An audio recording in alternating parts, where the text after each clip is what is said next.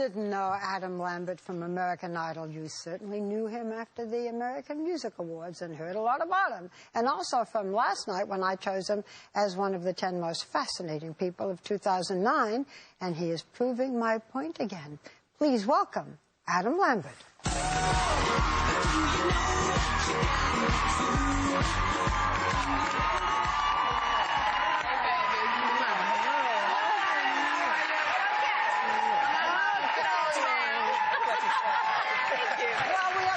To have you here, and it's nice to see you again. Nice to see you again, yeah. But look, Adam, you know, after you did the American Music Awards, ABC canceled 3 of your live appearances, and that is why we are taping this today.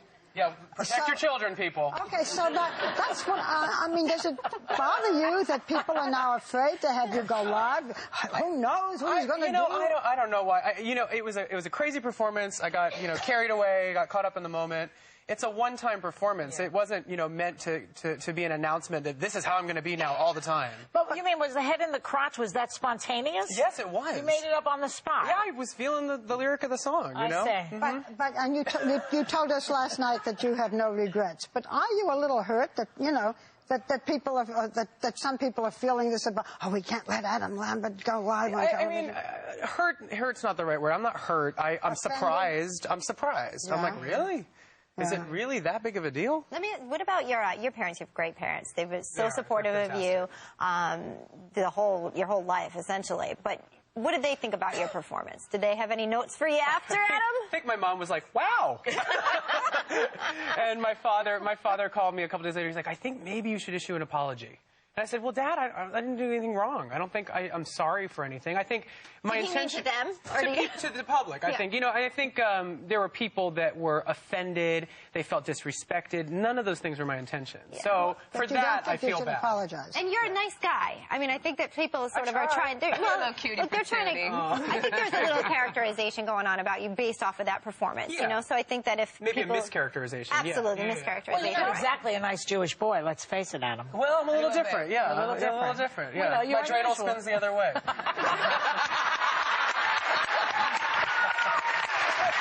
was a setup line. That was a good one. You did not write that, I promise. That was okay. Adam.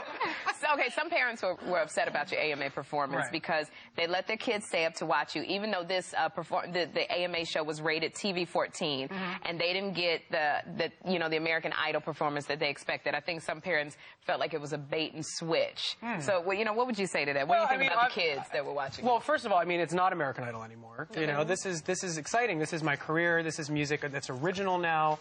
It's not a TV reality contest singing competition anymore. It's my career. Yeah. And, to the parents out there, it's what I said on the early shows. I'm not a babysitter.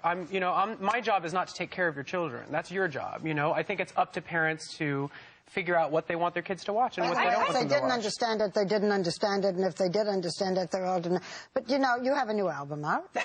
Yes. There you go. I do. Right. And Adam's going to be performing for us shortly. But, they do say that any publicity is good publicity. Yeah. Hasn't this, in a way, made people who did not know who Adam Lambert was suddenly, hey, I'm interested in this guy. That's definitely a good point there. Is that I brought awareness and visibility. It might not have been the exact visibility I was looking for, because I think people have been so caught up in talking about this scandal and ABC pulling me off and this and that they're not focusing on this. Yeah, and that's what I'm about. So I remember thinking that too, because I think that the song, I think you're incredibly talented. And I thought maybe it could have been a distraction. Yeah. I've been getting tweets since you performed, 5 million of them since they knew we were coming, since Barbara's special. All about you. They wanted me to ask you to let people know that you actually do work with children and you're very involved in charity. Yeah, I have a charity at donorschoose.org. Over the summer, we raised over $250,000 for, It's for public schools and their arts programs, which are some of the first programs to get cut. That's right. So that's something that's really near and dear to me, is really trying to to help kids out that are artists, that are working with expression, whatever form it is, photography, drama, music, whatever it is. You know, I want kids to be able to have a shot. Yeah, you it's know? a wonderful thing. I have to go back, though, to the performance and all the please. hoopla around it. I think that the reaction is somewhat homophobic. That's me. I said also that when Britney and Madonna kiss and do their little thing, nobody cares because it's women. And the guys who run the industry love to see women kiss. They'd love to see them do even more. And wear even less. And wear even less. But when it comes to two guys kissing or simulating sex, they don't like it. Do you agree with me? Yeah, that's part of the double standard that I've been talking about. I think that, you know, it's because I'm a dude and everybody's like, oh, gosh, you know. And but you don't think it, because we talked before, you don't think that, like, I'm looking at you with the grinding crotch, and I was like, yeah, I do that with my husband, too, but I don't want everybody to see it. Well, you know, I mean, we're not putting that out there, but I'm just saying, you know, I already put it out there, but I'm just, you know, so when I was looking at it, it didn't have anything to do. I didn't like it when Madonna did it because I thought, you know, kids were watching the show. And so when you did it as a parent, it just shocked me to see the simulated oral sex. Yeah, I mean, I think the thing to keep in mind is me doing that on TV, that doesn't mean your kids are going to start going out in the street and doing that to each other. Yeah, I just think, you know, they didn't have a delay button, so it was just kind of like... Yeah, but it's also at 11 p.m., I would say. And, I mean, it's late night TV. The song itself is a racy song. It's a dance song. It's meant to be... But kids love you. They watch you on American Idol. It's like Adam Lambert. So they're going to stay up. Who pays attention to the TV rating? You know, I think, well, and that's the thing. A 10-year-old is, well, maybe... They love Adam Lambert. But they're not necessarily up at 11 o'clock in a school. But you admit it was sexually aggressive. I mean, the things that were going on there, the whole... I keep doing this move. I was experimenting with imagery and performance style and an interpretation of one song. Yeah, but Adam, what you said and what you told us on our special was that you got carried away. That you had not done this in the rehearsal, but the electricity, everything. How does one know that there's not going to be another time when you're going to get carried away?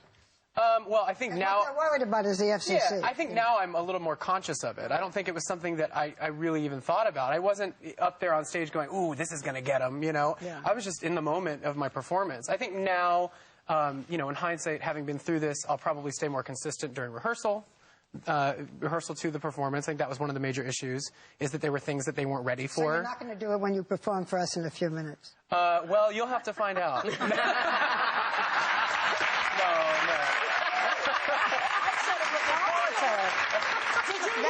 Did you used to wear your mother's eyeliner when you were a kid? Oh, my mom's makeup drawer. She was like, stay out of my makeup. It's mine.